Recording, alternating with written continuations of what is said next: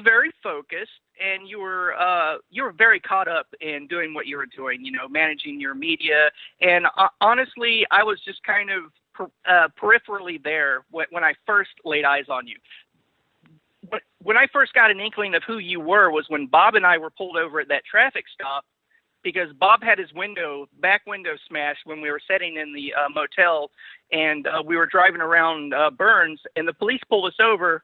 And, usually I'm the guy that's watching someone get arrested, or messed with by the police. Right. But I look up, and there's this guy, when Bob and I are pulled over, with this live stream rig on a monopod, this huge screen, and I'm like, there's a guy outside doing cop watch. This is awesome. It's like that's great. Role reversal. Yeah, you were outside documenting, protecting my civil rights, and I've never had that happen to where I had just a citizen or somebody who's not with me documenting my stop. And they held us there for almost 30 minutes trying to get Bob and I to ID, and we're like, no, we're not gonna, tried to ask permission to search the car. We're like, no, that's not gonna happen.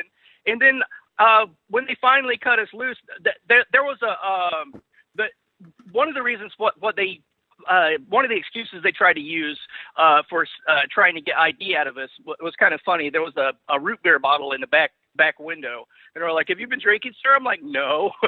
Yeah. But anywho, I walked outside and got a chance to talk to you, and you did a brief little interview with me outside in the freezing cold, and I got an inkling of who you were from that conversation, and I'm a very good judge of character.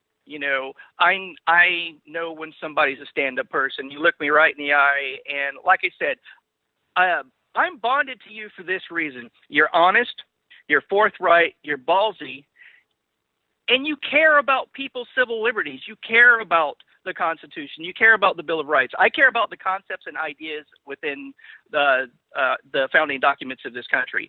Those are ideas worth fighting for and literally worth bleeding over. And I have bled over, 35 seconds of good video at a protest. I'm also willing to put myself out there. When we were at the FBI compound, I have night vision on my camera, and the lens flare was messing it up so it wouldn't translate through the video. But those guys were aiming rifles at us, like from behind the light alls. I could see them when we first went there. Not when we went to the sheriff's compound where you were arrested, but before then. It's just incredible to me the level of police response and federal government response to Burns. Yeah.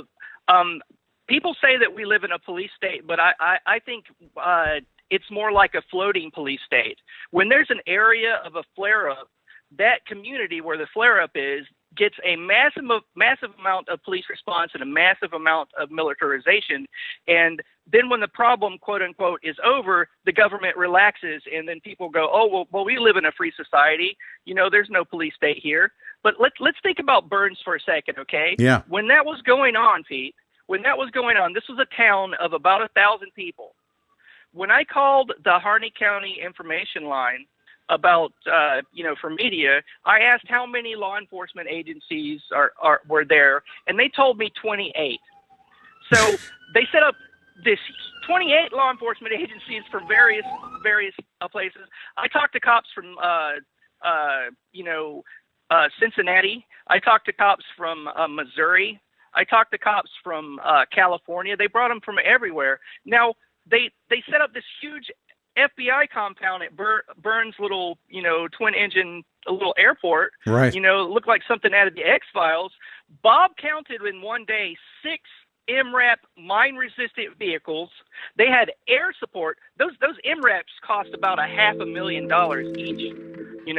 It's just crazy. Yeah. And that's what they do. They relax when there's not a flare-up of people resisting whatever tyranny that happens to be happening. But they're ready to crush us. Yeah. Exactly. They're ready to crush us. Stay right there, okay? We're going to take a short break and come back. And, at a certain point, whenever Deb feels comfortable interjecting during the conversation, she's going to join us as well. Because, and I told her I want you to, she doesn't normally join me for interviews. I do my thing in the second hour. But there were things that happened from her perspective when I was put in handcuffs and taken away. So I want her to join in the conversation as well. She's got a lot of admiration for what you do as well. And guess what? I believe that what we do and what you do is off the political spectrum. It's not, it's colorless, odorless. It's not a left-wing, right-wing thing. It's about civil liberties. And we'll be back with Mike BlueHair right after this.